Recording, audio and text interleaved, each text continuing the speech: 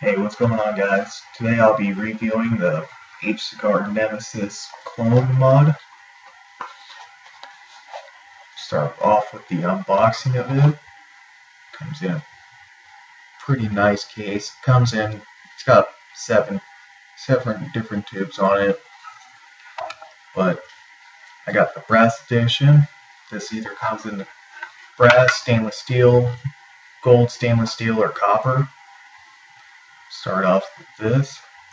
It's got the fallen angel on it, just like the real Nemesis mod, but something Nemesis doesn't have. It's got the steam train on here, which is Hcigar's logo. It's got the brush finish, and then the two rings in the middle. That's a polish finish, so it's a little brighter. Let's just start from the top. First thing you're going to start off with is your 510 connection. And this actually comes apart too. You got the adjustable airflow on here for your tanks or atomizers that they feed off the 510 connection, which is pretty nice compared to other mods I've used where it doesn't have that. You lose your airflow and it just turns it boiling hot. The way to adjust that, you got two dots on the bottom. You want your holes lined up directly above the dots so you got full airflow on it. It's got just a 510 connection, no ego on it, but that's alright. You don't really need an ego one on here. It's got the adjustable silver plated connection, and that'll adjust to whatever atomizer, dripper, tank, whatever you're using, so it'll sit flush on there. Next, it's the first tube. Now this tube, you can use it in two different ways. You can use it for your 18650, or you can use it for 18490 if you really want. But I've never seen anyone using 18490 on this. Next on it, you got the first beauty ring. Threads on this are buttery smooth.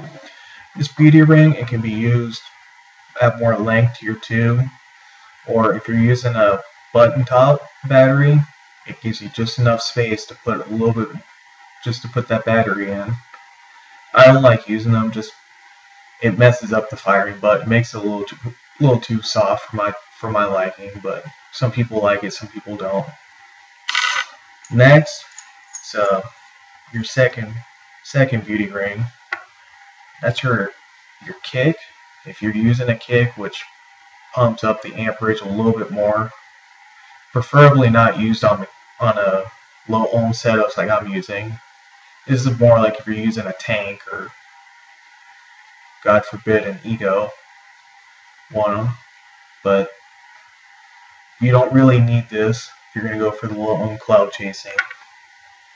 Next, you got this down here.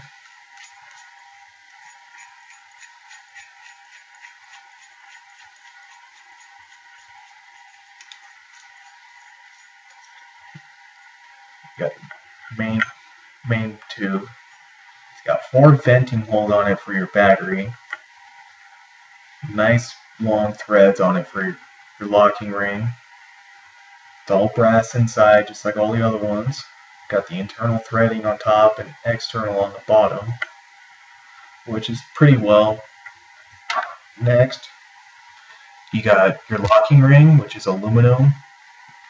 They just put a light coat of brass or whatever color you're using over it, but it's just aluminum, but just your standard locking ring, nothing special to it. Now the next part, this is your firing button. You can go two different ways with it. You buy the stock one, it has the spring loaded, which that's all I have on mine, or if you want to spend an extra $7-8, you can get the magnetic one, which will close up that little gap in between. But the only real difference you're going to see is it makes it look a little bit nicer, and it's also just a little bit smoother. But unless you're a vaping connoisseur, you won't really tell the difference. But nice thick insulation ring on the top, so you won't get shocked on it. Then that silver plated ring is also adjustable on it, but other than that, let's just set it up. So for an 18650 low ohm build, first thing you're going to do, get your main, your locking ring, roll that up all the way. Another thing I forgot to mention, even with the locking ring all the way up, you'll still get ventilation for your battery because it'll still cool down. Cause can't really see it, but there is a small gap in there. Next, you get the middle tube, put it right in there. The other cool thing about this, especially for a clone, you can't really see the seams. You can kind of feel them, but it's almost like it's all just one big piece, and that's pretty cool. The next part, this is probably the most important part, your 510 connection. What you're going to want to do is unscrew your silver plated contactor all the way down. Get your dripper, atomizer. Today I'll be using a Hcigar copper dripper. Just screw it on flush so it's nice and tight. Get your contact. Screw it so it's snug, not super tight, but not loose, because if you get it too loose, you're going to arc in there, and that'll mess up your mod and your dripper. So you just want it snug. That just screws directly on top of here. Get that nice and tight. Once again, no seams, nothing major. Next, you get your battery. I'll be using I think it's called a Jizz fan. Just a pretty gay name, but it's an IMR 18650 35 amp. These are perfect for your builds that are right around 0.3. I've gotten it down to 0.05. These don't really heat up all that much, and they're about 13 bucks a piece. Pop right in. That's a nice snug fit.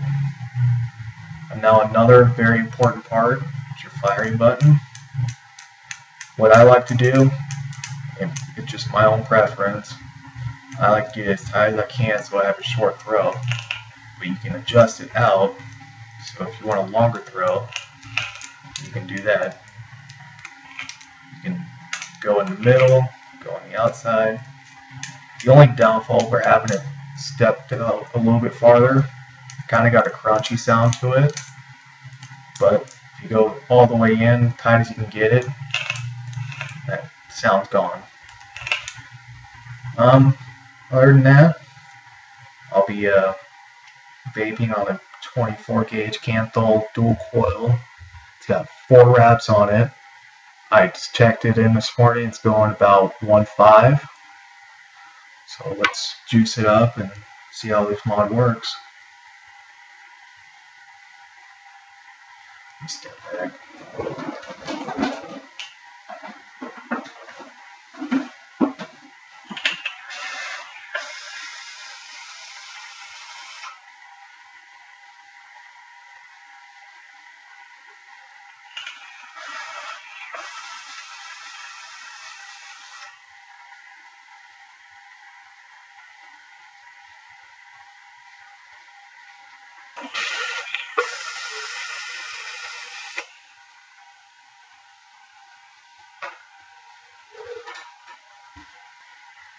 As you can see, it vapes pretty well. It's a nice quick burst. I wouldn't recommend doing longer than 2 or 3 second bursts just because it's copper and brass connection. It gets pretty warm. The button gets a little warm too, but that's fine. That's normal for most builds, especially once you go past like 0.29, 0.30.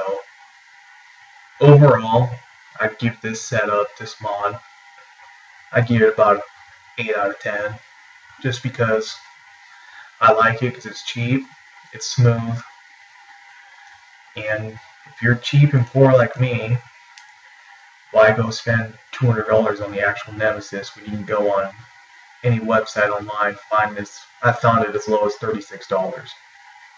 It does the same exact thing, but the only cons I've found to it so far, I don't like the laser engraving on it, but that's just my own personal preference. I prefer the clean look.